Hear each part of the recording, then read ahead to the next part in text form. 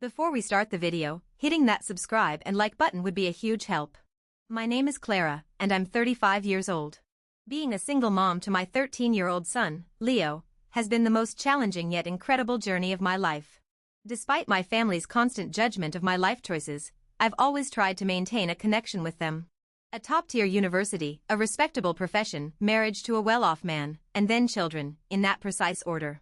Any deviation from this prescribed path was deemed an outright failure. From a young age, Sophie and I were endlessly compared. She was 2 years older, the perpetual golden child who effortlessly ticked every box. Flawless grades, a perfect social circle, ideal extracurriculars. My mother viewed my passions with a thinly veiled sense of disappointment. While Sophie collected academic trophies and accolades, I collected critiques and tips for self-improvement. Sophie graduated from a prestigious business school, secured a high-powered job at a marketing agency, and met Mark Peterson, a successful real estate developer from a similarly prominent family. During my third year of design school, I met Ethan. He was witty, artistic, and seemed to understand me in a way my family never had. We made plans for marriage, finishing our degrees, and raising our child as a team. Those dreams dissolved when he vanished 3 months later, leaving just a short note saying he wasn't cut out for fatherhood. When I made it clear I was keeping my baby, the disappointment in our home was suffocating. But Leo was never a mistake to me. After he arrived, I started my career as a freelance web developer, taking on projects I could manage from home while caring for my son. It wasn't easy. There were nights I cried from sheer exhaustion and days I doubted my decisions. But I never once regretted having my son. I now have a roster of steady clients who value my creativity and work ethic. We see each other on major holidays and for the occasional family function, but these gatherings are always fraught with tension. My mother still introduces me with a subtle disclaimer: this is my younger daughter, Clara. She's quite the artist. The emphasis always implies that being an artist is somehow inferior to whatever Sophie is. They traveled the world, renovated their house twice, and lived the exact life my parents had always envisioned for their daughters.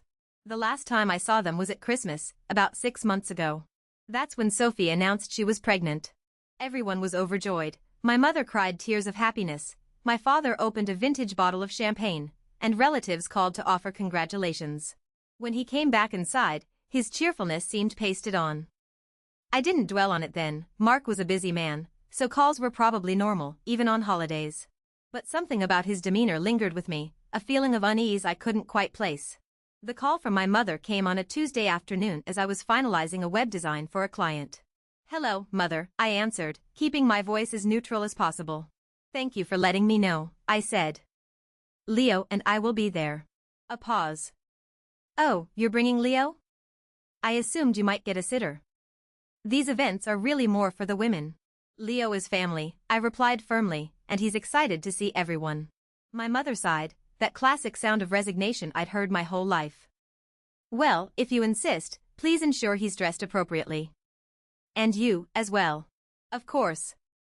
Sophie's friends from work will be there, and some of Mark's business partners' wives." Another pause, and then, "Clara, I do hope there won't be any issues. Sophie is in a delicate state, and this is meant to be a joyful occasion for her."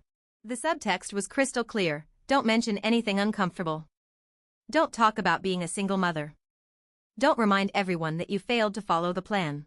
Good. Well, I will see you on Saturday. After hanging up, I sat at my desk, feeling the familiar weight of my family's expectations pressing down on me. "So, we're going to Aunt Sophie's baby party?" he asked, concentrating on making perfect, even cuts. "I imagine so. It's his house and his baby, too." Leo moved on to the onions, his chopping becoming a bit more aggressive. "I don't like the way he looks at you." "What do you mean?"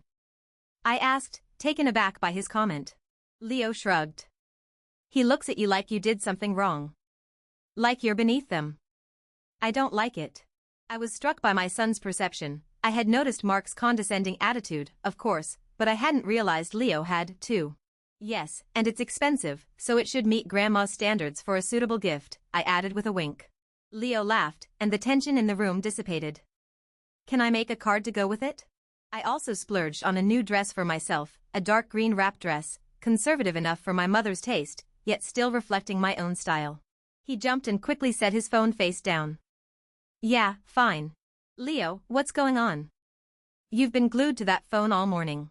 I wanted to push him for more, but he was right about the time. I assumed it was just anxiety about seeing relatives who hadn't always been kind to us. As we pulled into the circular driveway, already packed with luxury cars, I felt that familiar twinge of inadequacy in my reliable, but modest, sedan.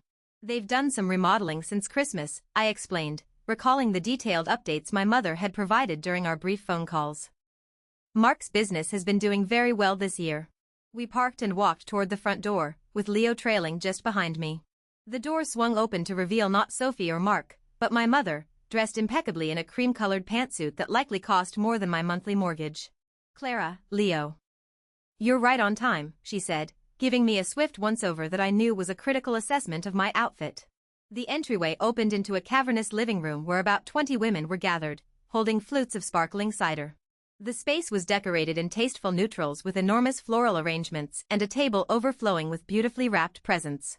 A banner reading "Welcome Baby Peterson" was strung across the far wall. As we stepped in, several conversations paused as heads turned our way. "There you are," Sophie called from her throne-like armchair, which was adorned with ribbons and balloons. "Clara, I'm so glad you could make it," she said, offering a brief, airy hug. "And Leo, too." "How nice." The slight emphasis on nice suggested it was anything but. "Why don't you both get something to eat?" my mother suggested, already guiding us toward the buffet table, away from the center of attention. The caterers have outdone themselves.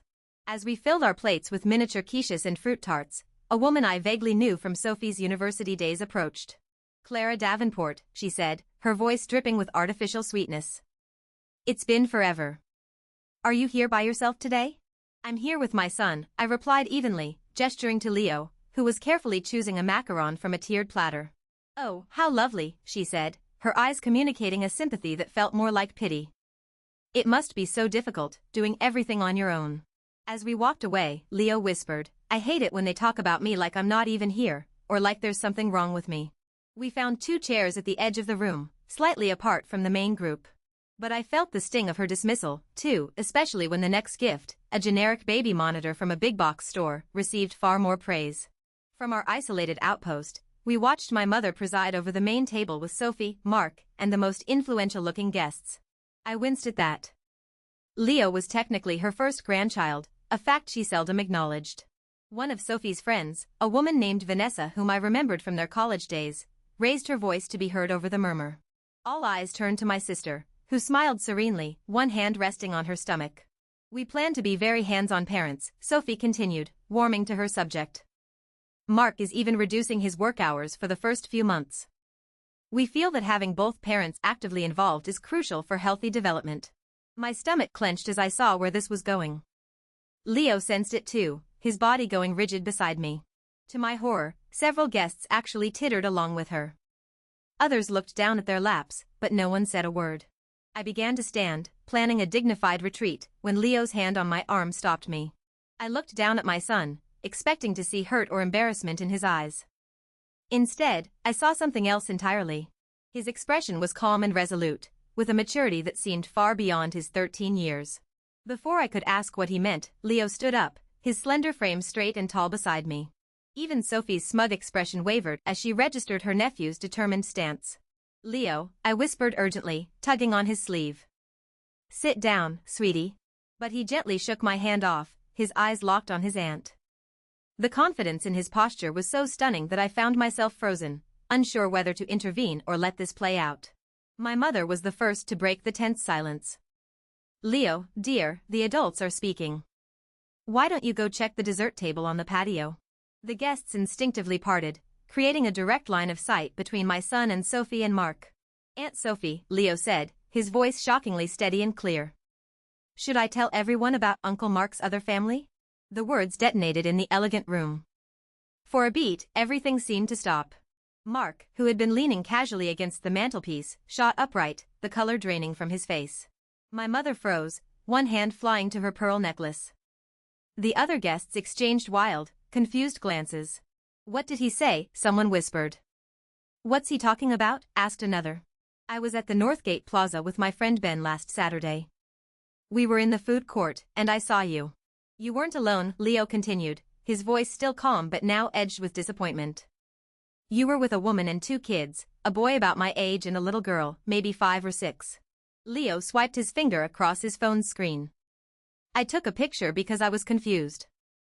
I thought maybe you had cousins you never talked about. After I saw you, I got curious, Leo continued, unfazed by Mark's fury. So I looked you up online. It wasn't hard to find your other social media profile. The one under the name Mark Peters instead of Mark Peterson. The revelation settled over the room like a physical weight. Others sat mesmerized, unable to look away from the unfolding catastrophe. He opened his mouth, closed it, then turned to Sophie with desperate, pleading eyes. Sophie, baby, I can explain. It's not what it looks like. But Sophie was unreachable. She sat like a statue in her chair, one hand on her belly, the other over her mouth, silent tears streaming down her cheeks. My mother had sagged into a nearby chair, her face a mask of utter shock and disbelief. The perfect family she had championed as the gold standard for so long was imploding before her very eyes. Leo finally turned away from Mark and looked at me, his young face a mixture of pride and worry. I'm sorry, Mom. I know you said to be polite, but I couldn't let them keep being mean to you when Uncle Mark is the one living a lie. I reached for my son and pulled him into a fierce hug, overwhelmed by a torrent of shock at the revelation and immense pride in his courage. As the full gravity of what had just happened settled in, I realized our family would never be the same again. For better or for worse, the truth was out, and none of us could ever go back to pretending everything was perfect.